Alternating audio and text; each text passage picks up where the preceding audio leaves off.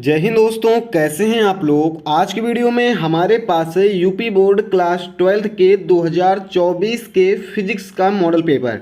और ये model paper pre board exam का है। यहाँ पर 2023 लिखा हुआ है, तो आप इससे कंफ्यूज मत होइएगा कि ये 2023 का है।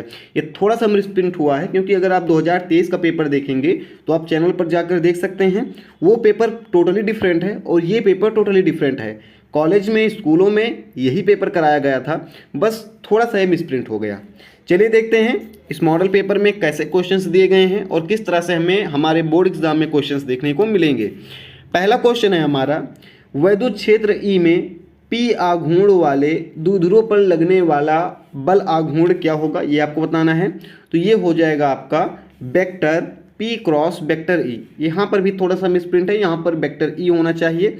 तो vector P cross vector E ये आपका हो जाएगा द्विध्रुव पर लगने वाला बल आघूर्ण। आगे बढ़ेंगे, यदि एक तार को खींचकर उसको 0.1% लंबा कर दिया जाए तो उसका प्रतिरोध होगा, यानी कि उसका प्रतिरोध घटेगा कि बढ़ेगा, क्या होगा। राइट आंसर है उसका प्रतिरोध 0.2 गुना बढ़ जाएगा। उसका प्रतिरोध 0.2 गुना बढ़ जाएगा। अगला क्वेश्चन है हमारा, किसी विद्युत चुंबकीय तरंग में वैद्युत क्षेत्र का आयाम 5 वोल्ट प्रति मीटर है। चुंबकीय क्षेत्र का आयाम बताइए।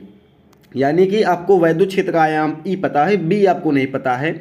अगर आप इसको करेंगे, सॉल्व करेंगे, तो राइट आंसर आपका आ जाएगा 1.67 इंटू 10⁻⁸ टेस्ला आपका आ जाएगा चुंबकीय क्षेत्र का आयाम।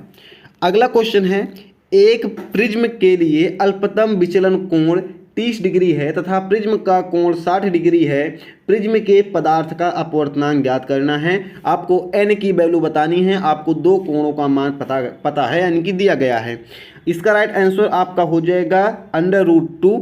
इसको सॉल्व करेंगे तो आपका आ जाएगा √2 राइट आंसर, जो कि होगा आपका अपवर्तनांक। बी बोल्ट से त्वरित होकर इलेक्ट्रॉन बी चाल से लक्ष्य से टकराता है। यानी कि बी बोल्ट देने पर उसका वेग होता है बी। तो उसको अगर हम 2 बोल्ट से त्वरित करें, जो भी बी बोल्ट होता था उसको हमने 2 बोल्ट कर दिया, तो उसकी चाल क्या हो जाएगी। लोग बोलेंगे उसकी चाल 2 बोल्ट हो जाएगी, लेकिन ये पूरा गलत है। इसकी चाल हो जाएगी √2 वोल्ट, √2 वोल्ट होगी। ठीक है, आगे बढ़ेंगे। चा वाला क्वेश्चन, जर्मेनियम क्रिस्टल को पी टाइप अर्धचालक में परिवर्तित करने के लिए अपद्रव्य की संयोजकता कितनी होनी चाहिए। तो राइट आंसर है 3। खा वाला ऑप्शन आपका सही हो जाएगा। इसकी संयोजकता 3 होनी चाहिए। यही क्वेश्चन आपके अंग्रेजी में दिए गए हैं। और आगे बढ़ेंगे, एक प्रोटॉन 500 वोल्ट के विभवांतर से त्वरित किया जाता है। प्रोटॉन का वेग ज्ञात कीजिए। आपको वोल्टेज पता है, आपको इसका वेग निकालना है। जैसे यहाँ पर देखेंगे, यहाँ पर भी आपको क्या पता था, केवल वोल्टेज पता था। आपने क्या निकाला, वेग निकाल लिया। तो आपको वोल्टेज पता है, आपको वेग निकालना है। विभव विभाजक सिद्धांत क्या है, ये एक्चुअली मुझे नहीं पता है। आपको पता है तो आप कमेंट कर दीजिएगा कि विभव विभाजक सिद्धांत क्या है। 1 नंबर का है। अगर आपको आता है तो 1 या 2 लाइन में आप आंसर लिखेंगे, आपको पूरा नंबर मिल जाएगा। बहुत ज़्यादा लिखने की ज़रूरत इस क्वेश्चंस में नहीं है। इस मतलब कि जो भी 1 नंबर क्वेश्चन होते हैं उन क्वेश्चंस को आप आसानी से सॉल्व कीजिए। बहुत उसमें दिमाग नहीं लगाना चाहिए, क्योंकि मिलना 1 ही नंबर है। अगर आप सही लिखेंगे तो 1 नंबर आपको मिल जाएगा। आगे हम देखेंगे, 10⁻⁻2 मीटर तरंग दैर्ध्य वाली विद्युत चुंबकीय तरंग का नाम लिखिए। तो किस तरंग की तरंग दैर्ध्य 10⁻2 होती है, ये आपको बताना है। 2 प्रकाश तरंगों के बीच की तीव्रताओं का अनुपात 81:49 है। उनके आयामों का अनुपात क्या होगा, ये बताना है। आगे बढ़ेंगे, ठोसों में उपस्थित ऊर्जा बैंडों के नाम लिखिए। फिर अर्ध तरंग दृष्टिकारी का परिपथ आरेख बताइए कि अर्ध तरंग दृष्टिकारी का परिपथ आरेख क्या होगा। आरेख बनाना है, बस लिखना नहीं है ज़्यादा कुछ। आगे बढ़ेंगे, यही क्वेश्चंस आपको इंग्लिश में देखने को मिल रहे हैं यहाँ पर। तीसरा क्वेश्चन आप देखेंगे 2 नंबर का है। इसमें आप थोड़ा सा लिख दीजिएगा, एक विभव मापी और वोल्ट मीटर में मुख्य अंतर। इसमें भी यहाँ पर मिसप्रिंट है। इस पेपर में बहुत ज़्यादा मिसप्रिंट किया गया है। तो विभव मापी और वोल्ट मीटर में आपको क्या करना है, अंतर बताना है। What is the difference between विभव मापी एंड वोल्ट मीटर। विस्थापन धारा से क्या तात्पर्य है, इसे समझाइए। यानी कि आपको बताना है कि विस्थापन धारा जो है इसका तात्पर्य क्या है। क्या है विस्थापन धारा। रेडियम की अर्ध आयु 1600 वर्ष है।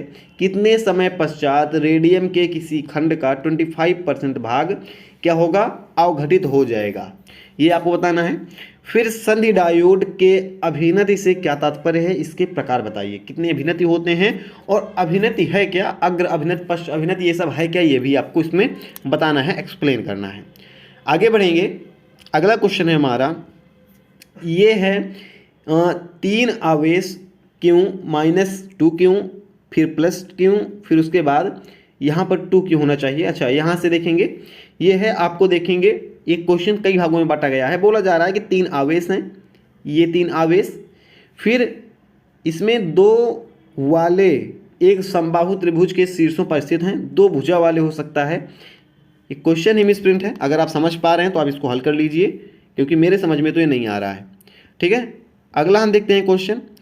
व्हीटस्टोन ब्रिज का परिपथ आरेख खींचकर उसके साम्यावस्था के प्रतिबंध प्राप्त कीजिए। यानी कि सिंपल बोल रहा है कि व्हीटस्टोन सेतु का सिद्धांत बताइए और उसका सब कुछ आपको लिखना है, बस ये सिंपल इसका अर्थ। सिद्ध कीजिए कि एक समान चुंबकीय क्षेत्र में चुंबक की स्थितिज ऊर्जा U बराबर -m/b होती है। ठीक है, ये आपको सिद्ध करना है। फिर प्रत्यावर्ती धारा की शक्ति का सूत्र स्थापित कीजिए या सूत्र प्राप्त कीजिए। अगला क्वेश्चन आपका यहाँ पर देखेंगे, सेम ही क्वेश्चन है। यहाँ पर देखेंगे ये वाला क्वेश्चन, अगर आपको हिंदी वाला समझ में नहीं आ रहा है तो आप अगर इंग्लिश में कोशिश करेंगे तो आप समझ पाएंगे क्या कह रहा है question.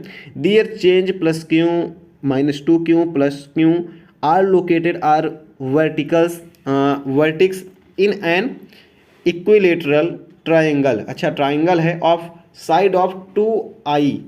What is the equivalent dipole moment of arrangement, ये आपको बताना है इसमें। ठीक है, आगे बढ़ेंगे। प्रकाश के स्थिर व्यतिकरण के शर्तों को समझाइए, यानी व्यतिकरण की शर्तें आपको बतानी है। फिर दूसरा क्वेश्चन है इसी में, कला संबंध स्रोत से आप क्या समझते हो, यंग की क्या समझते हैं। यंग के द्विछिद्र प्रयोग में केंद्रीय फ्रिंज 10 mm विस्थापित हो जाती है जब एक पतला पारदर्शी प्लेट जिसका अपवर्तनांक 1.5 है एक स्लिट के सामने रखा जाता है। यदि 2 स्लिटों के बीच की दूरी 1.5 mm है और स्लिटों से पर्दे के बीच की दूरी लंबवत 1 मीटर है तो प्लेट की मोटाई आपको ज्ञात करनी है। क्वेश्चन आप स्क्रीनशॉट कीजिए, अच्छे से आप समझिए, 2-3 बार पढ़कर तो आप इसे अच्छे से समझ पाएंगे। गा वाला क्वेश्चन है हमारा, एक निश्चित धातु की देहली तरंग दैर्ध्य 792 nm है। इस धातु को 396 nm तरंग दैर्ध्य के पराबैंगनी प्रकाश के संपर्क में रखा जाए तो इसे उत्सर्जित फोटो इलेक्ट्रॉन की अधिकतम गतिज ऊर्जा क्या होगी, ये आपको बताना है। घा वाला क्वेश्चन है, निम्नतम अवस्था में विद्यमान एक हाइड्रोजन परमाणु एक फोटॉन को अवशोषित करता है जो इसे n बराबर 4 स्तर तक उत्तेजित कर देता है। फोटॉन की तरंग दैर्ध्य तथा आवृत्ति ज्ञात कीजिए।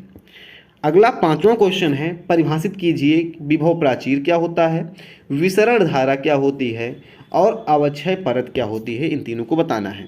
यहाँ से नहीं समझ पाए तो आप यहाँ से देखेंगे पोटेंशियल बैरियर और डिप्लेशन लेयर और डिफ्यूज़न करंट, ये क्या होता है। आगे हम बढ़ते हैं। आगे हमारा आता है, इन सभी को आप लॉन्ग टाइप में रख सकते हैं फिलहाल, और बड़े क्वेश्चंस आपको मिल सकते हैं। फिर हम देखते हैं ये खंड ई वाला क्वेश्चन। सेक्शन ई में पहला क्वेश्चन है, एम्पियर का परिपथीय नियम लिखिए। ये सारे आपके दीर्घ उत्तरीय हैं, लॉन्ग आंसर टाइप क्वेश्चंस हैं। एम्पियर का परिपथीय नियम लिखिए। एम्पियर के परिपथीय नियम का उपयोग करके एक अनंत लंबाई के सीधा धारावाहिक चालक के कारण उत्पन्न चुंबकीय क्षेत्र का सूत्र स्थापित कीजिए। या फिर अगर आप नहीं कर पा रहे हैं इसे, मेरा विश्वास है कि आप इसको 100% इसका आंसर करके आएंगे, क्योंकि ये एम्पियर का नियम बहुत बार आपको पढ़ाया गया होगा और इस पर फोर्स भी किया गया होगा। या अगर आप एम्पियर का नियम नहीं पता है तो निलंबित चल कुंडली धारा मापी का सिद्धांत लिखिए और उसकी धारा सुग्राहिता का व्यंजक लिखिए। तो आसान ये ऊपर वाला है, इसको आप कर लीजिएगा, ज़्यादा सही रहेगा।